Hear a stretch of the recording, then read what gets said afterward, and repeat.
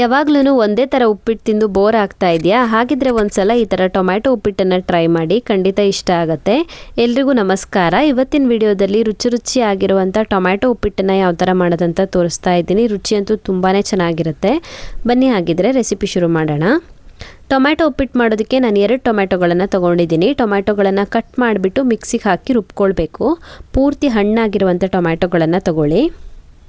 Tomato paste ready ಮಾಡ್ಕೊಂಡ ನಂತರ ಒಂದು ಫ್ರೈಯಿಂಗ್ ಪ್ಯಾನ್ನ ಕಾಯಿಸ್ಬಿಟ್ಟು ಅದಕ್ಕೆ 3/4 ಕಪ್ ಆಗೋಷ್ಟು ರವೆನ ಹಾಕ್ಕೊಂಡಿದ್ದೀನಿ. ನಾನಿಲ್ಲಿ ಚಿರೋಟಿ ರವೆನ ತೊಗೊಂಡಿದ್ದೀನಿ.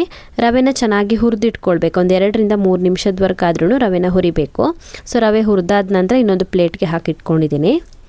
ಇವಾಗ ಪ್ಯಾನನ್ನು ಬಿಸಿ ಮಾಡಿಬಿಟ್ಟು 3 ರಿಂದ 4 ಟೇಬಲ್ ಸ್ಪೂನ್ ಆಗೋಷ್ಟು ಎಣ್ಣೆ ಹಾಕ್ಕೊಳ್ತಾ ಇದ್ದೀನಿ. ಎಣ್ಣೆನಲ್ಲಿ ಕೂಡ ಮಾಡ್ಬೋದು ಅಥವಾ ತುಪ್ಪ ಆದ್ರೂ ಪರವಾಗಿಲ್ಲ. ಸೊ ಎಣ್ಣೆ ಕಾದ ನಂತರ ಅರ್ಧ ಚಮಚ ಆಗೋಷ್ಟು ಸಾಸಿವೆ ಹಾಕ್ಕೊಳ್ಬೇಕು. ಅರ್ಧ ಚಮಚ ಆಗೋಷ್ಟು ಉದ್ದಿನಬೇಳೆ ಮತ್ತು ಅರ್ಧ ಚಮಚ ಆಗೋಷ್ಟು ಕಡಲೆಬೇಳೆನ ಹಾಕ್ಕೊಳ್ಬೇಕು. ಸೊ ಸ್ವಲ್ಪ ಹೊತ್ತು ಫ್ರೈ ಮಾಡ್ಕೊಳ್ಳೋಣ ಎಲ್ಲ ಐಟಮ್ಸನ್ನು. 30 ಸೆಕೆಂಡ್ಗಳ ಕಾಲ ಚೆನ್ನಾಗಿ ಫ್ರೈ ಮಾಡ್ಕೊಳ್ಳಿ. ಫ್ರೈ ಮಾಡ್ಕೊಂಡ ನಂತರ ಇದಕ್ಕೆ ಸ್ವಲ್ಪ ಕರಿಬೇವಿನ ಎಲೆಗಳನ್ನು ಹಾಕ್ಕೊಳ್ತಾ ಇದ್ದೀನಿ. 2 ಹಸಿ ಮೆಣಸಿನ್ಕಾಯಿನ ಸಣ್ಣಗೆ ಹೆಚ್ಚಿಬಿಟ್ಟು ಹಾಕ್ಕೊಳ್ಬೇಕು ಮತ್ತು ಅರ್ಧ ಇಂಚ್ ಆಗೋಷ್ಟು ಶುಂಠಿನ ಸಣ್ಣಗೆ ಹೆಚ್ಚಿಬಿಟ್ಟು ಹಾಕ್ಕೊಳ್ಬೇಕು. ಸೊ ಕರಿಬೇವು, ಶುಂಠಿ, ಹಸಿಮೆಣಸೆಲ್ಲ ಸೇರಿಸ್ಬಿಟ್ಟು ಮತ್ತೆ ಸ್ವಲ್ಪ ಹೊತ್ತು ಫ್ರೈ ಮಾಡ್ಕೊಳ್ಳೋಣ. ನಾವು ಹಾಕಿರುವಂಥ ಬೇಳೆಕಾಳ್ದು ಲೈಟಾಗಿ ಕಲರ್ ಚೇಂಜ್ ಆಗಬೇಕು, ಅಲ್ಲಿವರೆಗೂ ಫ್ರೈ ಮಾಡ್ಕೊಳ್ಬೇಕು.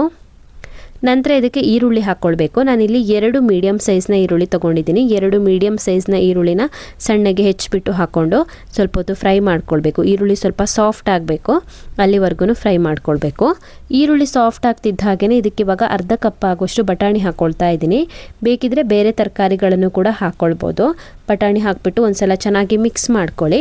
ನಂತರ ಇದಕ್ಕೆ ನಾವು ರುಬ್ಬಿಟ್ಕೊಂಡಿರುವಂಥ ಟೊಮ್ಯಾಟೊನ ಹಾಕ್ಕೊಳ್ಬೇಕು. ಟೊಮ್ಯಾಟೊ ಪೇಸ್ಟ್ ಮಾಡಿ ಇಟ್ಕೊಂಡಿದ್ದೀವಲ್ವ, ಅದನ್ನು ಹಾಕಬೇಕು. ಟೊಮ್ಯಾಟೊ ಪೇಸ್ಟನ್ನು ಹಾಕಿ ಒಂದ್ಸಲ ಚೆನ್ನಾಗಿ ಮಿಕ್ಸ್ ಮಾಡ್ಕೊಳ್ಳಿ. ಸ್ವಲ್ಪ ಉಪ್ಪು ಹಾಕ್ಕೊಳ್ತಾ ಇದ್ದೀನಿ. 1/4 ಚಮಚ ಆಗೋಷ್ಟು ಉಪ್ಪನ್ನು ಹಾಕ್ಕೊಂಡಿದ್ದೀನಿ. ಮತ್ತು ಬೇಕಿದ್ರೆ ಉಪ್ಪನ್ನ ಕೊನೆಯಲ್ಲಿ ಹಾಕ್ಕೊಳ್ಬೋದು. ಇವಾಗ ಬಟಾಣಿಗೆ ಆಗೋಷ್ಟು ಉಪ್ಪನ್ನು ಹಾಕ್ಕೊಳ್ಳಿ. ಸೊ ಉಪ್ಪನ್ನು ಹಾಕ್ಬಿಟ್ಟು ಒಂದ್ಸಲ ಚೆನ್ನಾಗಿ ಮಿಕ್ಸ್ ಮಾಡ್ಕೊಳ್ಳಿ. ಇವಾಗ ಇದಕ್ಕೆ ನಾವು ಹುರಿದಿಟ್ಕೊಂಡಿರುವಂಥ ರವೆನ ಹಾಕ್ಕೊಳ್ಬೇಕು. ರವೆ ಹಾಕ್ಬಿಟ್ಟು ಚೆನ್ನಾಗಿ ಮಿಕ್ಸ್ ಮಾಡ್ಕೊಳ್ಳಿ. ಸ್ಟಾರ್ಟಿಂಗಲ್ಲಿ ರವೆನ ಹುರ್ಕೊಳ್ತೀವಲ್ವ, ಆವಾಗ ಪ್ಲೈನ್ ಆಗಿನೇ ಹುರ್ಕೊಳ್ಬೇಕಂತ ಏನಿಲ್ಲ. ಸ್ವಲ್ಪ ತುಪ್ಪ ಹಾಕಿಬಿಟ್ಟು ಹುರ್ಕೊಳ್ಬೋದು. ತುಪ್ಪ ಹಾಕಿ ಫ್ರೈ ಮಾಡ್ಕೊಂಡಾಗ ರುಚಿ ಇನ್ನೂ ಕೂಡ ಚೆನ್ನಾಗಿ ಬರುತ್ತೆ. ರವೆ ಹಾಕ್ಬಿಟ್ಟು ಸ್ವಲ್ಪ ಹೊತ್ತು ಚೆನ್ನಾಗಿ ಮಿಕ್ಸ್ ಮಾಡಿಕೊಂಡು ಇವಾಗ ಇದಕ್ಕೆ ನೀರನ್ನು ಹಾಕ್ಕೊಳ್ಬೇಕು. ನಾನು 3/4 ಕಪ್ ಆಗೋಷ್ಟು ರವೆ ತೊಗೊಂಡಿದ್ದೆ. 3/4 ಕಪ್ಗೆ 2.5 ಲೋಟ ಆಗೋಷ್ಟು ನೀರು ಹಾಕ್ಕೊಳ್ತಾ ಇದ್ದೀನಿ. ಅಂದಾಜಿಗೆ 3ರಷ್ಟು ನೀರನ್ನು ಹಾಕ್ಕೊಳ್ಬೇಕು. 1 ಕಪ್ ತೊಗೊಂಡ್ರೆ 3 ಲೋಟ ಆಗೋಷ್ಟು ನೀರನ್ನು ಹಾಕ್ಕೋಬೇಕು. ನಾನು 3/4 ಕಪ್ ತೊಗೊಂಡಿದ್ದೆ. 3/4 ಕಪ್ಗೆ 2.5 ರಿಂದ 2.5ವರೆಗೂ ನೀರು ಹಾಕ್ಕೊಳ್ಬೋದು. ಸೊ ನೀರನ್ನು ಹಾಕಿಬಿಟ್ಟು ಚೆನ್ನಾಗಿ ಮಿಕ್ಸ್ ಮಾಡಿಕೊಂಡು ರುಚಿಗೆ ತಕ್ಕಷ್ಟು ಉಪ್ಪನ್ನು ಹಾಕ್ಕೊಳ್ಳಿ. ರುಚಿಗೆ ತಕ್ಕಷ್ಟು ಉಪ್ಪನ್ನು ಹಾಕಿ ಮತ್ತೆ ಚೆನ್ನಾಗಿ ಮಿಕ್ಸ್ ಮಾಡ್ಕೊಳ್ಳಿ. ಸ್ವಲ್ಪ ದಪ್ಪ ಆಗಬೇಕಿದು. ಸ್ವಲ್ಪ ದಪ್ಪ ಆಗೋವರೆಗೂ ಇದೇ ಥರ ಮಿಕ್ಸ್ ಮಾಡ್ಕೊಳ್ಬೇಕು. ಸ್ವಲ್ಪ ದಪ್ಪ ಆದ ಕೂಡಲೇ ಮುಚ್ಚಿಬಿಟ್ಟು ಲೋ ಫ್ಲೇಮಲ್ಲಿ ಒಂದು 5 ನಿಮಿಷ ಹಾಗೇ ಬಿಟ್ಬಿಡಬೇಕು. ಆವಾಗ ರವೆ ಸರಿಯಾಗಿ ಇಂಗ್ಬಿಟ್ಟು ಗಟ್ಟಿ ಆಗುತ್ತೆ. ಸೊ ಒಂದು 5 ನಿಮಿಷ ಆದ ನಂತರ ಚೆಕ್ ಮಾಡ್ಕೊಳ್ತಾ ಇದ್ದೀನಿ. ನೋಡಿ ಗಟ್ಟಿಯಾಗಿದೆ ನೋಡಿ. ಇದು ತಣ್ಣದಾದ ನಂತರ ಇನ್ನೂ ಕೂಡ ಗಟ್ಟಿ ಆಗುತ್ತೆ. ಉಪ್ಪಿಟ್ಟಂತೂ ತುಂಬಾ ಚೆನ್ನಾಗಿ ಬಂದಿದೆ. ಕೊನೆಯಲ್ಲಿ ಇದಕ್ಕೆ ಸ್ವಲ್ಪ ತುಪ್ಪ ಹಾಕ್ಕೊಳ್ತಾ ಇದ್ದೀನಿ.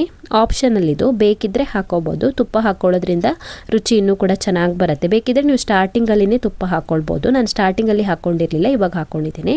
ಸೊ ತುಪ್ಪ ಹಾಕ್ಬಿಟ್ಟು ಮಿಕ್ಸ್ ಮಾಡಿಕೊಂಡ್ರೆ ಆಯಿತು. ರುಚಿಯಾಗಿರುವಂಥ ಟೊಮ್ಯಾಟೊ ಉಪ್ಪಿಟ್ಟು ರೆಡಿ ಆಗುತ್ತೆ. ತಿನ್ನೋದಕ್ಕೆ ತುಂಬಾ ಚೆನ್ನಾಗಾಗುತ್ತೆ. ರೆಗ್ಯುಲರ್ ಉಪ್ಪಿಟ್ಟಿಗಿಂತ ತುಂಬಾ ಟೇಸ್ಟಿಯಾಗಿ ಬರುತ್ತೆ. ಸೊ ನೀವು ಕೂಡ ಒಂದ್ಸಲ ಈ ಥರ ಉಪ್ಪಿಟ್ಟನ್ನು ಟ್ರೈ ಮಾಡಿ. ಈ ರೆಸಿಪಿ ನಿಮಗೆ ಇಷ್ಟ ಆಗಿದ್ರೆ ವಿಡಿಯೋಗೊಂದು ಲೈಕ್ ಕೊಡಿ, ಶೇರ್ ಮಾಡಿ, ಕಮೆಂಟಲ್ಲಿ ಹೇಗಿದೆ ಅಂತ ತಿಳಿಸಿ. ಇನ್ನು ಹೆಚ್ಚಿನ ವಿಡಿಯೋಗಳಿಗೆ ನನ್ನ ಯೂಟ್ಯೂಬ್ ಚಾನಲನ್ನು ಸಬ್ಸ್ಕ್ರೈಬ್ ಮಾಡ್ಕೊಳ್ಳೋದನ್ನು ಮರಿಬೇಡಿ.